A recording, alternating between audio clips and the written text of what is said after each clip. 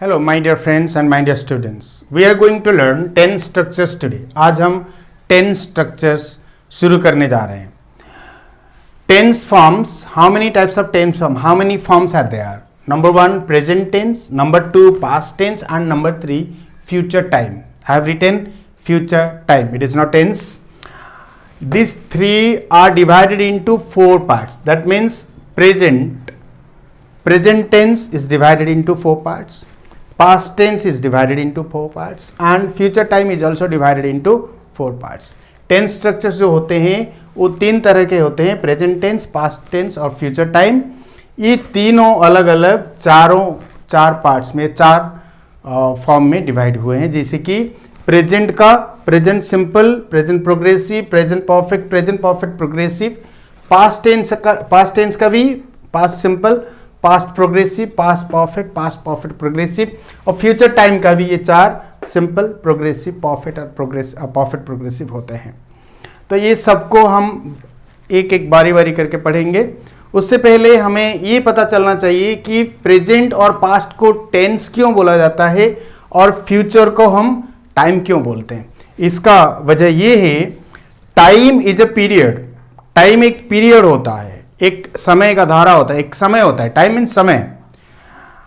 It may be present, past और future. ये present हो सकता है, पास्ट हो सकता है, फिर फ्यूचर हो सकता है. कोई भी वक्त को, कोई भी समय को हम टाइम बोलते हैं. लेकिन टेंस का मतलब होता है, tense is a time when an action takes place.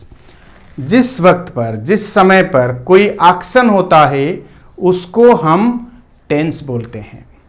तो आज हम प्रेजेंट टेंस का जो प्रेजेंट का सिंपल पढ़ेंगे. हाँ, मैं एक बात आप लोगों को बोलना चाहूंगा कि हम लोग पहले सिंपल स्ट्रक्चर्स खत्म करेंगे.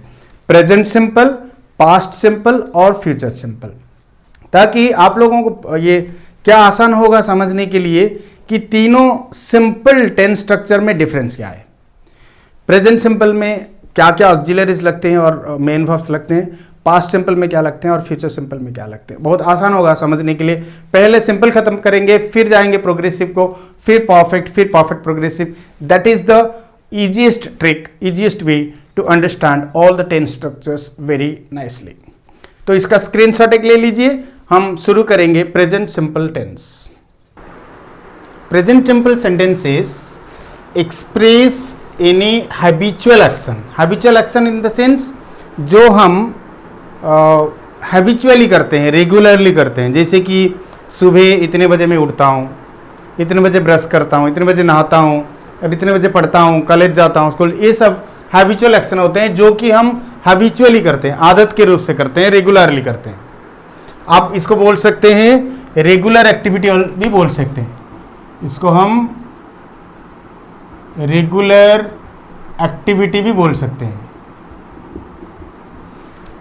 किसी का कोई रेगुलर एक्टिविटी हो या हैबिचुअल एक्शन हो, उसको एक्सप्रेस करने के लिए हमें प्रेजेंट सिंपल सेंटेंस ही बनाना पड़ेगा या यूज करना पड़ेगा.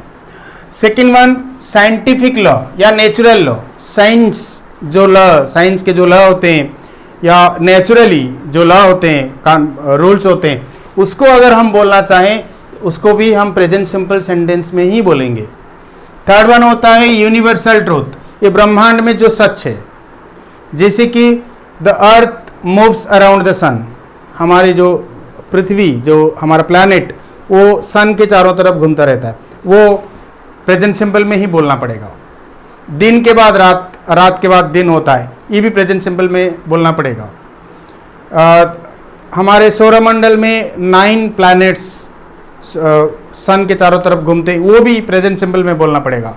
नेचुरल लॉ, जैसे कि पानी नीचे बहता है, वो भी प्रेजेंट सिंपल में ही बोलना पड़ेगा.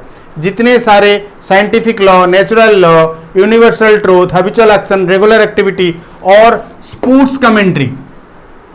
आप लोग चाहे स्पोर्ट्स के जो कमेंट्री सुनते वक्त अगर अच्छे से ध्यान देंगे तो कमेंटेटर क्या करते हैं, हमेशा प्रेजेंट सिंपल ही यूज करते हैं. जैसे कि Virat Kohli hits the ball and the ball goes out of boundary, like that. से गोज, हिट्स, इसे प्रेजेंट सिंपल में ही बोलते हैं. तो गेम्स कमेंट्री के लिए भी हमें प्रेजेंट सिंपल सेंटेंसेस यूज करना पड़ेगा. और ये जो मैंने लास्ट फिफ्थ में लिखा, ये हमेशा कायम नहीं रहते। ऑर्डर, एडवाइस, सजेशन, वार्निंग, ये कभी कभी एटसेट्रा, इसका समटाइम्स कभी कभी यूज होता है, क्योंकि कुछ कुछ सेंटेंसेस ऑर्डर का, सजेशन का, एडवाइस, इसका अलग सेंटेंसेस में यूज होते हैं। लेकिन ये सब ऑर्डर, एडवाइस, सजेशन, वार्निंग देने के लिए भी कभी कभी हम प्रेजेंट सिंपल का यूज करते हैं। तो ये 4 कंपलसरी है और ये कभी कभी यूज करते हैं। इसमें ऑक्सिलरीज क्या लगेंगे, मैं जब ऑक्सिलरी का क्लास लिया था और मेन वर्ब का क्लास लिया था तब बता दिया था। ऑक्सिलरीज लगते हैं इसमें डू और डज। प्रेजेंट सिंपल में डू और डज 2 ऑक्सिलरीज लगते हैं, और मेन वर्ब फॉर्म लगता है V1 या फिर VS। मैंने बता चुका हूं इससे पहले वाला, जस्ट पहले वाला वीडियो।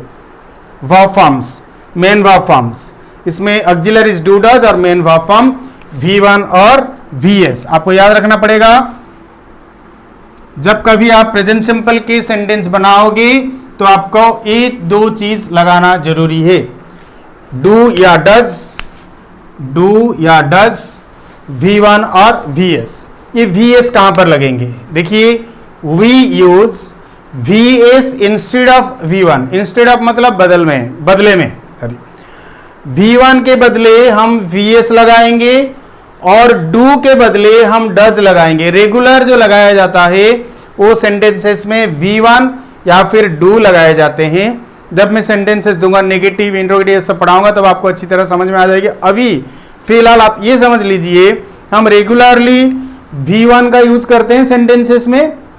अगर subject third person singular number हो तो वहां पर हमें क्या करना पड़ेगा, V1 ना लगाकर VS लगाना पड़ेगा।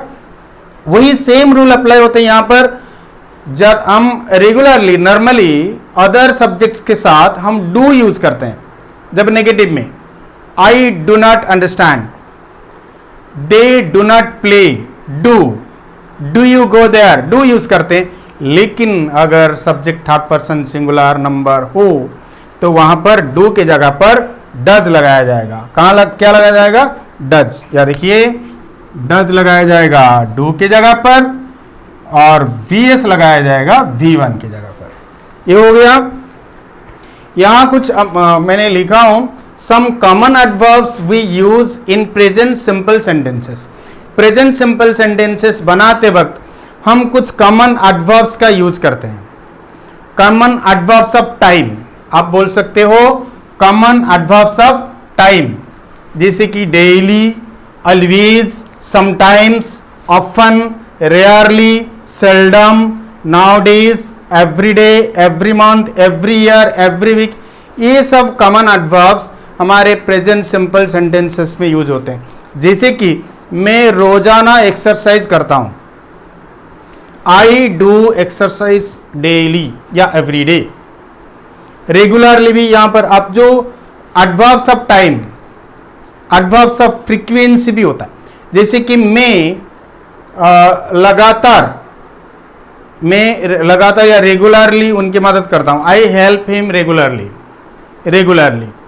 दे कम हियर एवरी डे, रोज आते हैं, every day. We go to New Delhi every year, हर साल हम न्यू दिल्ली जाते हैं। तो ये every day, nowadays, every day, ये सब नाउ डेज नहीं है, नाउ डेज प्रेजेंट प्रोग्रेसिव में यूज होते हैं। अच्छा, okay, everyone, everybody, everything, each, ये सब सिंगुलर में ट्रीट किया जाता है। यहां पर लिखा गया है, जहां पर आप देखोगे, क्योंकि ये मैं लिखने का ये वजह है, कुछ 4-5 दिन पहले मेरा एक दोस्त जो कि इंग्लिश में बहुत अच्छा है, तो एक दिन पूछा, यार एवरीवन कम हियर क्यों नहीं होगा? नहीं होगा everyone come here, everyone comes here होगा। एवरीवन सिंगुलर होता है, एवरीवन, एवरीबडी, एवरीथिंग, ईच, ये सब सिंगुलर। और बहुत सारे सिंगुलर नाउन होते हैं। मैं अभी फिलहाल के लिए बता देता हूं, ये जो एवरी से शुरू होने वाला जो एवरीथिंग, एवरीबडी, ये सब सिंगुलर होते हैं। तो देखिए, पॉजिटिव का स्ट्रक्चर शुरू करते हैं। प्रेजेंट सिंपल में पॉजिटिव सेंटेंसेस अगर हम बनाएंगे, उसके लिए जो स्ट्रक्चर है वो यहां पर है, सब्जेक्ट प्लस V1 और VS। ये है हमारा प्रेजेंट सिंपल का पॉजिटिव स्ट्रक्चर। पहले सब्जेक्ट आएगा, फिर V1 आएगा, फिर या तो फिर VS आएगा, उसके बाद जो रहेगा वो एक्स्ट्रा पार्ट होता है। एक्स्ट्रा पार्ट होता है, वहां पर आप एडजेक्टिव्स लगाओ, एडवर्ब्स लगाओ, प्रीपोजिशंस लगाओ, व्हाटएवर यू यूज, वो एक्स्ट्रा पार्ट होता है। मैं स्ट्रक्चर्स को छोटा करके हमेशा रखता हूं ताकि आप लोगों को समझने के लिए अच्छा रहेगा। जब हम सेंटेंस फॉर्मेशन के ऊपर एक वीडियो बनाएंगे, सेंटेंस फॉर्मेशन याद रखिएगा, वीडियोस को देखते रहिएगा। सेंटेंस फॉर्मेशन का मतलब ये होता है कि सेंटेंसेस में कौन से पार्ट्स ऑफ स्पीच कहां पर यूज होना चाहिए। पॉजिटिव में कैसे, इंट्रोगेटिव में, जैसे कि पहले अब सब्जेक्ट रहेगा, फिर वर्ब कौन सा रहेगा। अगर एक साथ हम 3 तरह के वर्ब यूज करें, मेन वर्ब, हेल्पिंग वर्ब्स और मॉडल वर्ब्स, उसको कैसे सजाना पड़ेगा। Adverbs, auxiliary adverbs, adjectives, prepositions, conjunctions, interjections, इसको कैसे हम सेंटेंसेस में यूज करेंगे, इसके बारे में बताया जाएगा। एक दो वीडियो लगेंगे, सेंटेंस फॉर्मेशन बोला जाएगा उसको, वो वीडियो को आप देखते रहिएगा। पॉजिटिव का जो स्ट्रक्चर हम पढ़े, सब्जेक्ट प्लस V1 और VS, उसके बाद जो लगेगा वो एक्स्ट्रा पार्ट लगेगा। सब्जेक्ट यहां पर वी हो गया subject, play, we play, subject plus V1, we play hockey regularly, hockey is our Indian game, Indian national game, we play hockey regularly, हम रेगुलरली हॉकी खेलते हैं, हमारा हैबिचुअल एक्शन है। Second one, oil floats on water, oil हो गया subject, floats यहां पर VS लगाया गया है, देखिए, क्योंकि oil third person singular number है। थर्ड पर्सन सिंगुलर नंबर मैंने बताया था जब पॉजिटिव सेंटेंसेस पढ़ाया था पहला दिन, पहला दिन नहीं, पॉजिटिव सेंटेंसेस का फर्स्ट वीडियो में मैंने समझाया था। Third person singular number subjects किसको बोला जाता है। All the singular subjects except I, I को छोड़ के जितने भी सिंगुलर सब्जेक्ट्स होते हैं सारे थर्ड पर्सन सिंगुलर नंबर होते हैं। उसमें प्रोनाउंस कुछ होते हैं, जैसे कि he, she, it, this, that etcetera. Nouns, जो जितने सारे सिंगुलर नाउन्स होते हैं, जितने सारे सिंगुलर नाम होते हैं वो भी थर्ड पर्सन सिंगुलर नंबर होते हैं। आप अगर याद रखना चाहोगे, एक ही सेंटेंस में याद रखना, all the singular subjects except I, I को छोड़ के सारे सिंगुलर सब्जेक्ट्स होते हैं थर्ड पर्सन सिंगुलर नंबर। अगर प्रेजेंट सिंपल में subject third person singular number हो तो वहां पर V1 की जगह पर VS लगेगा। यहां पर ऑयल फ्लोट्स ऑन वाटर, तेल पानी के ऊपर बहता है। माई फादर टीचेस अस, यहां पर देखिए माई फादर जो सब्जेक्ट है ये थर्ड पर्सन सिंगुलर नंबर है, सिंगल नाउन है, सिंगुलर नाउन यहां पर लगाया गया टीचेस, VS फॉर्म।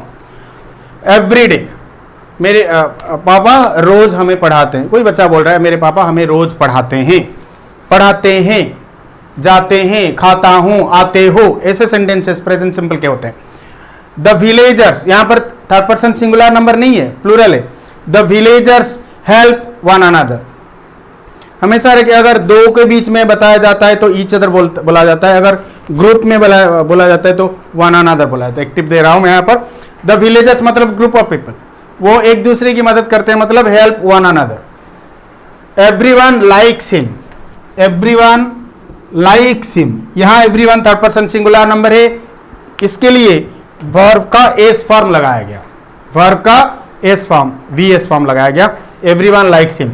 ये मैंने 1 2 3 4 5 सेंटेंसेस दिए, लेकिन प्रेजेंट सिंपल में आप जितने सारे सेंटेंसेस बनाओगे उतना अच्छा है। मैं वीडियो लंबा हो जाएगा, इसके लिए मैं एग्जांपल्स बढ़ा नहीं रहा हूं।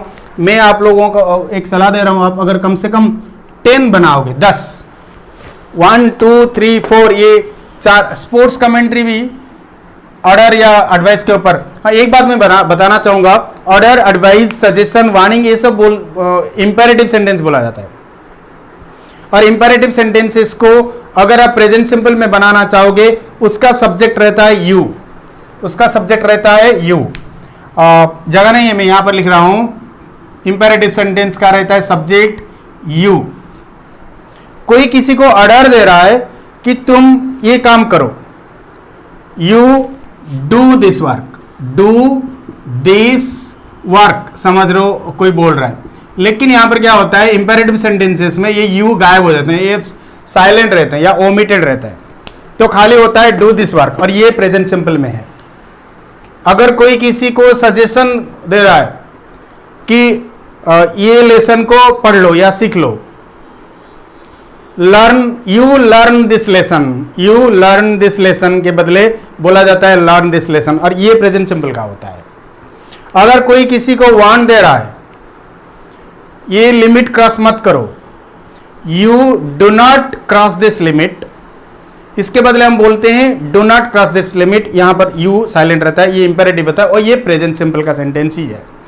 ज्यादातर हम जो order, advice, suggestion, warning, prohibition, command, ये सब सेंटेंस जो इंपेरेटिव सेंटेंस होते हैं, आपको याद रखना है इंपेरेटिव सेंटेंस ज्यादातर प्रेजेंट सिंपल में ही होते हैं, और जिसमें यू साइलेंट रहता है।